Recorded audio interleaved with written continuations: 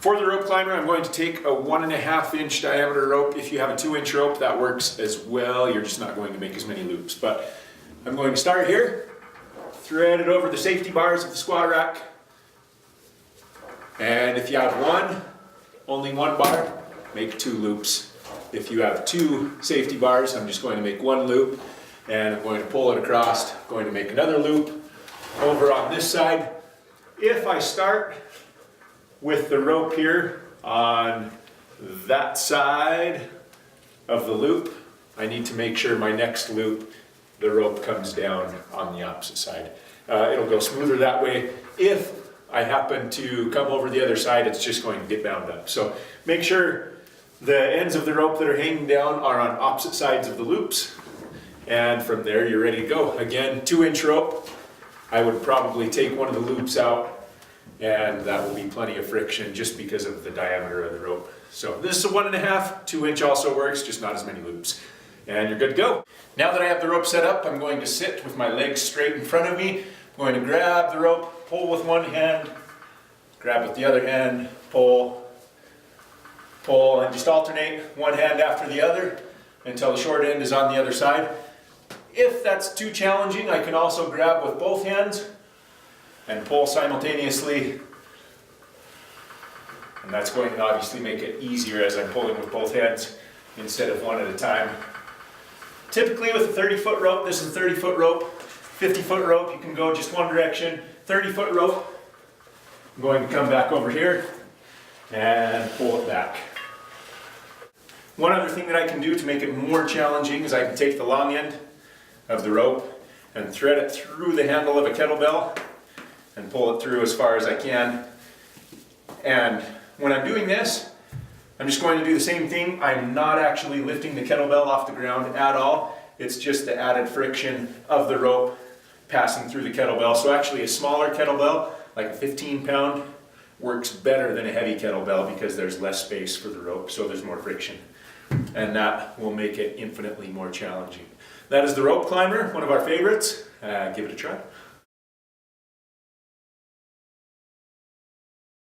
So another great drill for grip strength is tug-a-war. Most of us played tug-a-war as kids, and it's still a fantastic full body exercise and fantastic for grip strength. So I'm going to mark the center of the rope with a cone. Each person will stand back about 10 feet. You can have however many people on each end that you want, and you'll get in a good, nice position, athletic position, and basically just go to town, try and pull the other person or the other group of people across the center line, across the cone. Or you can just go till somebody falls down. So again, 2 people works great, 12 people works great.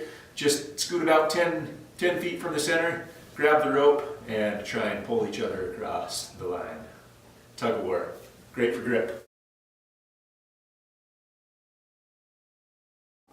For the inverted rope row, I'm going to loop the rope around the cross brace of a squat rack just like I did in the rope climber, but this time just across one of the bars.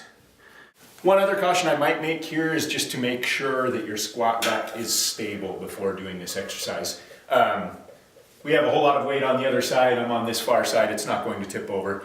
Some squat racks, depending where you put the rope on the, say on the cross brace, if you lean back too far this way, you're going to tip it over. So just be cautious where you're at, opposite of the weight, or even turning this way on this close beam, facing the other direction is going to stabilize it quite a bit. Don't tip the squat rack over on yourself. Now that I have the rope looped across the cross brace, I'm going to grab the rope fairly far down. The lower I grab, the harder it's going to be, the more of my weight I'll be lifting. So I'll come right about upper stomach level and then hang down from there. I want to keep a straight line from my heels to my shoulders. And again, neutral spine, neutral neck. And I'm going to squeeze my shoulder blades up and back down. I usually try and pause at the top, 1 to 2 seconds, and back down. Even at the bottom, instead of relaxing at the bottom, I'm keeping my shoulder blades tight, pinching them together, not letting my hips drop, and pull myself up and back down. Pull myself up and back down. This one is pretty easily adjustable to make it easier or harder. To make it easier, I'm just going to grab the rope higher up. To make it harder, I'm going to lower down. Another interesting way that we can do this exercise to incorporate more core strength and still wreck our grip is going to be grab here, get in position, and now I'm going to pull one arm down, pull the other arm down, and just back and forth. Again, single loop around the cross brace. To really target my core, I'm trying to do it without rotating at all. Just pulling with my arms. And that is very challenging. So, another great exercise with the rope to improve grip strength. Bent over rope row, I'm going to take my battle rope. This is a 2-inch rope. You can also use a 1.5-inch diameter rope. Any size rope works. The thicker the handle, the harder it's going to be for your grip. I like to use the 2-inch rope for this. We are going to just thread the rope through the handles of the kettlebell. Doesn't matter how far you go as long as you have an end to hold on to. And from here, I'm going to take, you can use however many kettlebells you need. Usually 2 is good, but go heavy because a bent over row you can usually do a fair amount of weight.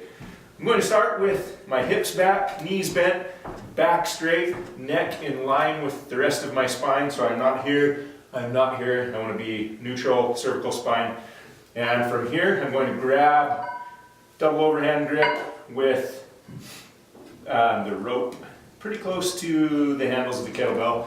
And from here, I'm just going to do a bent over row. My upper back is where I'm pulling from. I shouldn't hinge at the hips anymore. I should stay pretty neutral. My back shouldn't go up and down. I'm just squeezing my shoulder blades the entire time, even as I lower, pull up to my chest, and down.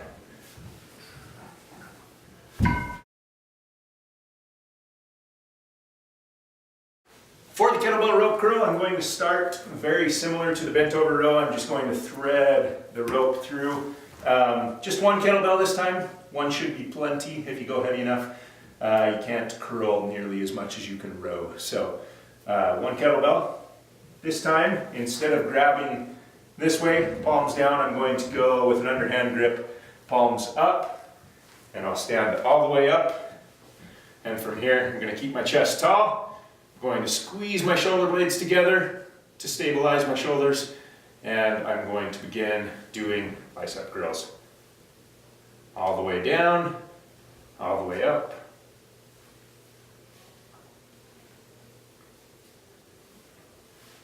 This is a great bicep exercise, but the goal and why we're doing it is for better grip.